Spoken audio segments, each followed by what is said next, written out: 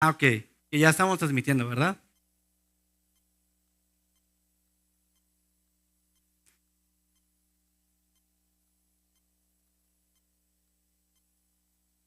Ay, ahora sí que mucha zozobra. No, ya no me da tiempo. Listo, genial. Como les decía, brilla en todo lugar. Esta Haftará la titulé de esta manera. Pero ¿cómo le sacamos el brillo, por ejemplo? ¿A qué les gusta? Al carro, por ejemplo, que se pule, se tiene que pulir y encerar. Cuando se pule, pues, ¿qué es lo que hace el elemento? Se va tallando, obviamente tiene químicos, tiene lo necesario para darle lo que se necesita quitar, que son, pues, esos elementos corrosivos, como también a veces la lluvia y todo eso, y simplemente quitan las impurezas, ¿verdad? Y así mismo se va tomando el brillo para que, o sea, se va quitando toda la suciedad para que después con otro proceso pueda relucir, ¿no? Con el encerado y el carro queda brillante. Pero déjenles comento que la vida del creyente es algo parecido. Vamos a decirlo que es como un árbol. Un árbol para que se vea bonito, pues obviamente lo tienen que podar, ¿verdad? Para que tenga la forma, para que crezca de la manera que se quiere lograr, ¿verdad? Pero, ¿qué pasa, por ejemplo, cuando un árbol silvestre anda, pues así, sin dueño? Anda por todos lados las ramas y todo eso. ¿Sabían que las ramas son en proporción también a las raíces? Ahora bien, nosotros somos como ese árbol que el Padre nos poda y nos poda y nos poda para darnos la forma que nosotros necesitamos. Y justamente en tomar forma tiene que ver como el camino o cuando uno va hacia la guerra. Hay gente que nace con esa virtud de poder estar en un ejército, de poder defender la patria y todas estas razones. Y nosotros como creyentes eh, somos como esa figura que tenemos que estar en una guerra, vamos. Un soldado en lo físico tiene que obedecer órdenes, no es de que si quiere, si no quiere, pero ya está ahí y va a enfrentar al rival, va a enfrentar o va a dar la cara en contra de quien pues se tenga que cruzar, ¿verdad? Si es una guerra, no decides en realidad tú contra quién vas o algo, y la vida del creyente es algo muy parecido. Justamente, la vida del creyente es como esta guerra. Aquí Pablo, por ejemplo, nos presenta una guerra espiritual que tiene que ver con una guerra de ideas. A ver, ¿dónde está? Ahí está, ya me agarró, gracias. Tiene que ver con una guerra de ideas. Entonces, en los aires sabemos que hay esos espíritus y nos pueden llegar a contraer o contagiar de algún mal pensamiento. Y entonces nosotros como buenos soldados tenemos que estar muy cerca de nuestro Señor, literalmente, de nuestro Señor, para saber acatar y recibir las órdenes de cómo enfrentar al enemigo. Porque si ustedes saben, un soldado no es porque se valga por sí solo, tiene que recibir órdenes, tiene que saber qué y cómo va a ser. Pero un soldado en la vida física, por ejemplo, aquí puse a soldado 2, un soldado en la vida física, cuando llega del combate, ¿qué pasa en el combate? En el combate, pues obviamente hay balazos, en la guerra puede haber desmembramientos, puede haber traumas, y eso me hace la pregunta, ¿cómo regresa un soldado de la guerra o un soldado después de la batalla? ¿Cómo regresa? ¿Cuál es la condición en la que regresa? Porque, porque muchas veces puede que esté completo, si bien le fue, ¿no? Si fue a una batalla, pero si está completo también internamente, nosotros cómo volvemos. Nosotros somos espíritu, somos alma, también somos cuerpo. Y cuando nosotros estamos conscientes de estas cosas, nos damos cuenta que en nuestra vida no vamos a elegir los enemigos con los cuales queremos enfrentarnos. Porque muchas veces podemos pensar que son grandes, que son fuertes, que son poderosos. Pero yo te voy a decir una cosa, la vida del creyente es eso, toda la vida es basada en pruebas. Toda la vida del creyente vamos a tener que luchar contra nosotros mismos en el sentido de que el acercamiento de nosotros lo queremos hacia con Dios, pero eso muchas veces va en contra de mis propios deseos, de mis propios placeres. Por ejemplo, tengo algunos personajes para poner de ejemplo a Elías. ¿Recuerdan después de que hizo el enfrentamiento con los profetas de Baal? que fueron 450 y a los cuales le dio muerte, los decapitaron, pero después de eso cayó en una depresión, tuvo ese encuentro de decir, ok, hice el mandato y todo, pero él tuvo un conflicto consigo mismo y fue y se encuevó, se refugió en una cueva, un lugar donde para él sería un punto de transición y donde el Padre le hablaría en el silencio. Podemos encontrar, por ejemplo, en la vida de Pedro, que Pedro cuando le dijo el Señor, no, Señor, mira, yo voy contigo siempre. Es más, yo por ti moriría. Y se puso muy valiente, ¿no? Y esto y aquello y lo otro. ¿Y qué le dijo nuestro maestro? ¿Que alguien recuerda qué le contestó? Que le dijo, apártate de mí, Satanás. Y le empieza a decir, si tú me vas a negar 3 veces antes de que cante el gallo. Entonces, lloró amargamente. Después de eso, tuvo este sufrimiento. Tuvo que encontrarse consigo mismo. Por ejemplo, de la misma manera, Moshe clamando en la oración para poder entrar en la tierra prometida, porque él quería entrar y anhelaba entrar. Sabemos que el Padre tenía listado para él lo que él quería, ¿verdad? Lo que el Padre tenía designado para él.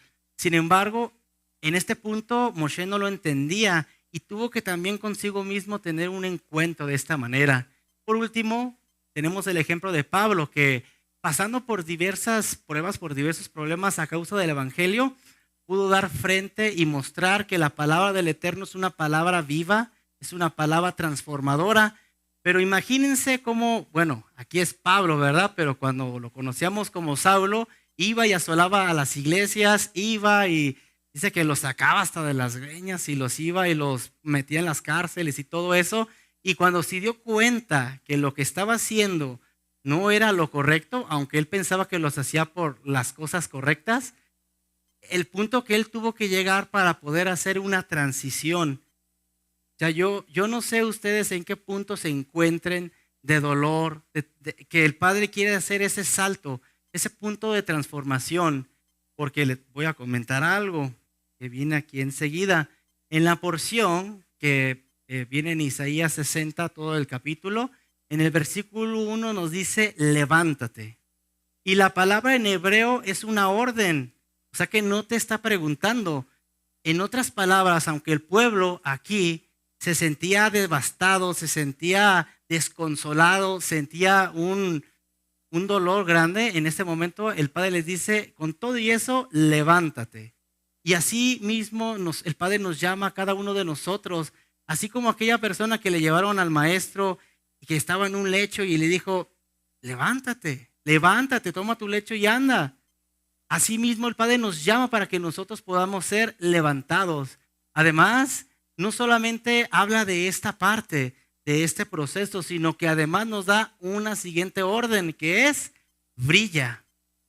Y dijimos que para poder brillar necesitamos también pasar un proceso en el cual todos vamos a ser descontaminados de todas aquellas impurezas que tenemos. Por ejemplo, las piezas de oro, para que se puedan ver bien, pues se tiene que dar una pulida, ¿no? Se tiene que dar un tratamiento. Y así nosotros somos relucientes para el Señor cuando nos pone en esos lugares que ya están determinados para nosotros. Ahora bien, dice, levántate y brilla Jerusalén. ¿Por qué? Porque ha llegado tu luz. La gloria del Señor ha amanecido sobre ti. Y esa es una promesa grande que el Padre tiene para todo creyente, que Él te va a aceptar en la condición que tú vengas, te promete que te va a levantar, pero ese esfuerzo también lleva el imprimir una parte de mí para yo también dejarme moldar por el Padre. Y así también la luz que el pueblo reflejaba no era una luz propia.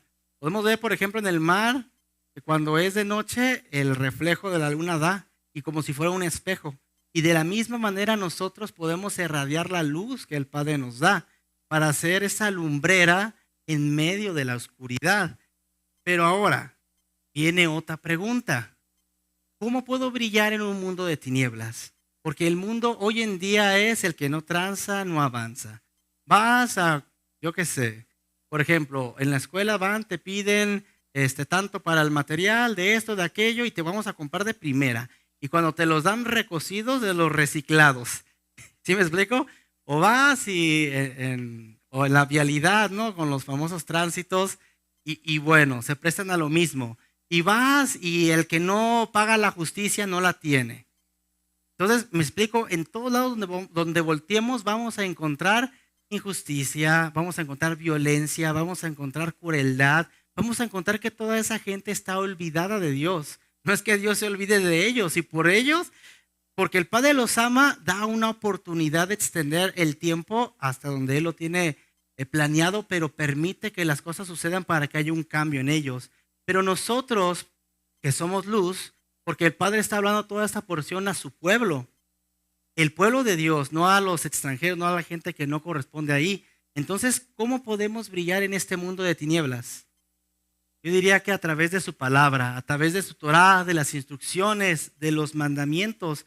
Pero aquí viene una cosa, entonces, ¿cómo yo los puedo aplicar? Porque si yo al momento de aplicarlos, realmente no soy bien visto. Si, por ejemplo, en la comida, por ejemplo, ayer que estábamos comprando una pizza, que me la dieron con tocino y jamón, y yo le dije, oye, te lo pedí de pollo y con piña. ¿Sí me explico? Y luego me dice mi cuñada, no, pues es que ¿qué tiene? Pues, o sea, cómetela así. Está como diciendo, ay, tú delicado, ¿no? O sea, obviamente no entiende el conocimiento que nosotros tenemos en cuanto a cómo guardarnos hasta en la comida. La demás gente dice, ay, pues cómetelo, dais, pero no lo entiende más allá. Es un ejemplo sencillo, pero al final de cuentas viene impreso esto, el recordar quiénes somos nosotros. Nosotros somos creyentes que estamos instituidos en la palabra del Eterno, que eso es lo que marca el rumbo hacia donde nosotros queremos y vamos a llegar. Porque les voy a decir una cosa, si yo puedo tomar un camino, ¿por cuál me iría? ¿El pedregoso o por el liso? Yo diría que por el liso, porque está pavimentado, ¿no? Y todo eso. Pero si está oscuro, ¿cómo voy a saber dónde tengo que caminar? Pues justamente la palabra es lo que hace en nuestro camino. Lo va alumbrando. Yo sé hacia dónde quiero llegar. Mi finalidad es llegar al Padre. Para llegar tengo que cruzar por un camino que tal vez me va a implicar dolor, pero el camino es el medio por el cual yo puedo acercarme a su presencia. Pero no puedo tomar el camino adecuado y buscar estar en él si siquiera no está alumbrado. Y bueno, para eso la identidad es crucial para definir el camino. Pero les voy a compartir 2 claves para poder brillar. Espero que les agrade, que les esté gustando. Una es la fidelidad. ¿Saben? La fidelidad es algo absoluto. Yo no puedo decir, por ejemplo, estoy totalmente contento, estoy totalmente triste, porque eso va a variar. Pero la fidelidad tiene que ser algo completo, algo integral, o sea, algo sumamente amplio en mi vida. Yo no puedo llegar y decir, nada más 2-3 minutos voy a ser infiel, pero todo el resto de mi vida he sido fiel. O sea, si yo le diría eso a Angélica, ¿qué me diría? Uy, todo lo demás, ¿qué? Pues no sirvió de nada. Es lo mismo, cuando nosotros venimos y nos afianzamos en los mandamientos que el Padre nos da, estamos manteniendo esa fidelidad. Y si todavía a esto le agregamos un compromiso, ¿qué vamos a hacer con esto? Le estamos sacando brillo, pero ese brillo se va a reflejar a través de nuestras vidas. Ahora bien, miren, por ejemplo, viendo esta otra lectura, dice, bueno, vamos a leerlo, Isaías del 1-3 en la traducción lenguaje actual. Isaías dijo, habitantes de Jerusalén, ustedes están llenos de esplendor, porque la gloria, la cabot de Dios, brilla sobre ustedes. Ahora, la gloria, que esta palabra quiere decir cabot, que quiere decir que nosotros somos como esas balanzas que cuando nosotros cargamos la presencia del Padre en nuestras vidas, es que la gloria de Dios viene con un peso impresionante en nosotros que nos hace andar y caminar de esta manera. Y de esta manera, inclusive el Padre sustenta todo el universo, todo lo que Él creó lo sustenta solo por su gloria. Pero ahora imagínate que esa gloria el Padre nos ha puesto el privilegio a ti y a mí de ser esos portadores de esa gloria para nosotros ser esas balanzas justas. Eso es lo que va a ser un diferenciador entre la demás gente que no conoce al Eterno o que le rechaza y nosotros que decimos tener una comunión plena con el Padre. Porque, por ejemplo, aquí dice, una noche oscura envuelve a las naciones, pero Dios hará brillar su luz. Y así los reyes del mundo verán la gloria futura de Israel. Sabemos que en aquel tiempo, porque todo esto alude al día de Yom Teruah, en aquel tiempo todas las naciones vendrán desde lo lejos. Y aquí esta porción también nos habla de esto.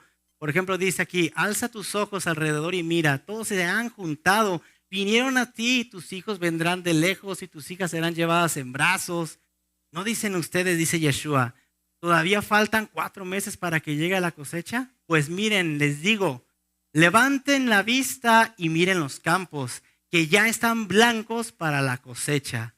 Nosotros podemos ver a lo lejos si va a llover, podemos ver si va a estar nublado, si va a haber cosecha, si no, pero los tiempos de hoy es que la gente está dejada cada vez más de Dios, cada vez más envueltos en las ideas, en los placeres.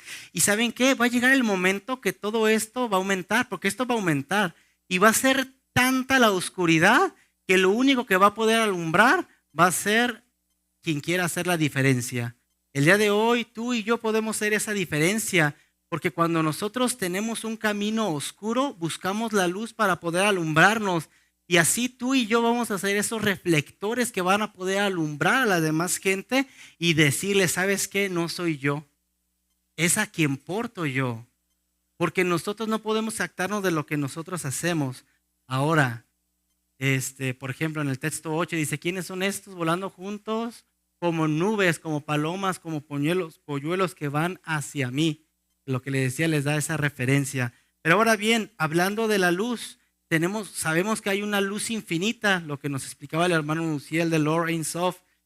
Y en Apocalipsis tenemos una promesa. El sol dice, nunca más te servirá de luz para el día, ni el resplandor de la luna te alumbrará, sino que Yahvé te será por luz perpetua. El Elohim tuyo por tu gloria. No se pondrá jamás tu sol, dice, ni menguará la luna, porque Yahvé te será por luz perpetua y los días de luto serán acabados. La verdad, qué maravilloso es encontrar cuando nosotros tenemos una esperanza de que vendrá una justicia y un reino que será incorruptible, que será inmovible y que siempre ha estado ahí y que ahora está al alcance tuyo y mío. Y esto lo podemos encontrar, por ejemplo, en nuestra vida, en el modelo de cómo vivimos las cosas. Y por ejemplo, aquí vamos a hablar un poquito del shofar, que tenemos 4 sonidos diferentes del shofar. Tenemos, por ejemplo, el primero que se llama tequía. Isaac nos va a mostrar cómo es el tequía.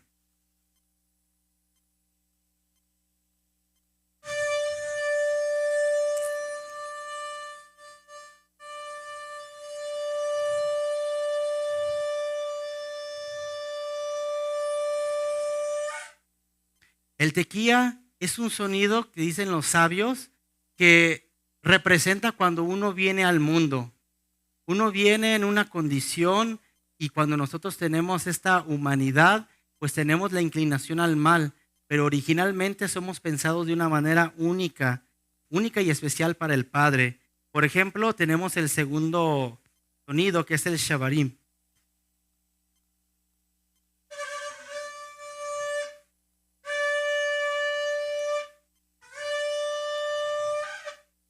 El shabarim es un sonido que representa los movimientos que tenemos en nuestra vida, que a veces pueden ser altos, a veces pueden ser bajos, y representa ese mover de todo lo que es el transcurso de lo que vivimos a lo largo de nuestra vida. Tenemos, por ejemplo, el sonido de terúa.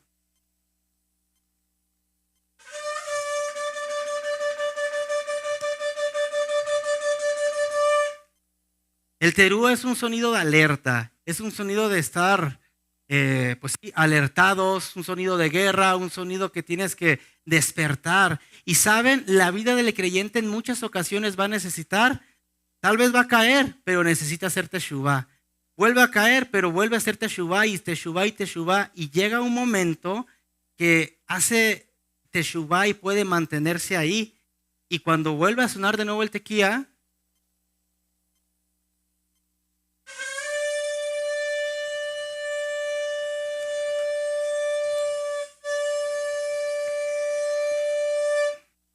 cuando vuelve a sonar nuevamente, volvemos al estado original. Y saben una de las cosas, esta porción nos muestra que el Padre es incorruptible en todas las maneras posibles y nos hace que compartamos su gloria y que nuestras manos, que nuestras extremidades puedan ser también una extensión de Él mismo en sí para poder ayudar al caído, al afligido. Y así también nosotros debemos ser esas personas que busquen alumbrar en un mundo de tinieblas a toda la gente.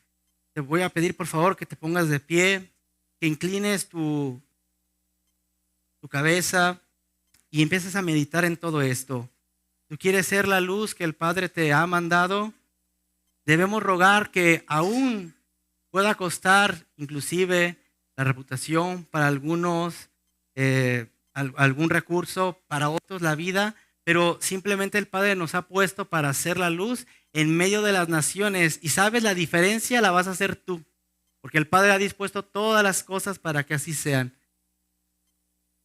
Enciende una luz, déjala brillar, la luz de Jesús, que brille en todo lugar. No la puedes esconder, no te puedes callar ante tal necesidad. Enciende una luz en la oscuridad. Tú eres esa luz, tú eres esa luz. ¿Cómo pues invocarán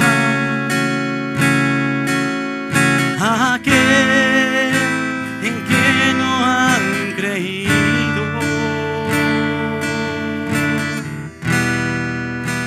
¿Y cómo creerán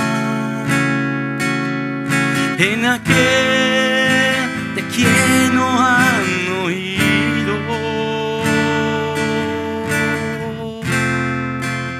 ¿Y cómo oirán si nadie les predica? Hermosos son los pies de los que anuncian la paz, las buenas nuevas de Jesús.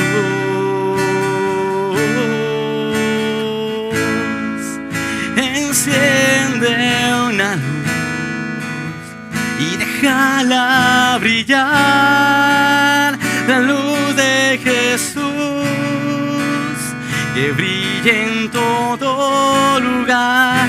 No la puedes esconder, no te puedes callar ante tal necesidad. Enciende una luz en la oscuridad. La luz que hay en nosotros es simplemente el amor y la misericordia que el Padre ha puesto para nosotros anunciar a la gente que el Padre sigue aquí. Y hay mucha gente que dice: yo no veo a Dios, pero ¿cómo lo voy a ver? Pero lo va a ver a través de ti, a través de tus hechos, a través de tus palabras, a través de un abrazo, a través de un consejo. Ahí lo va a ver.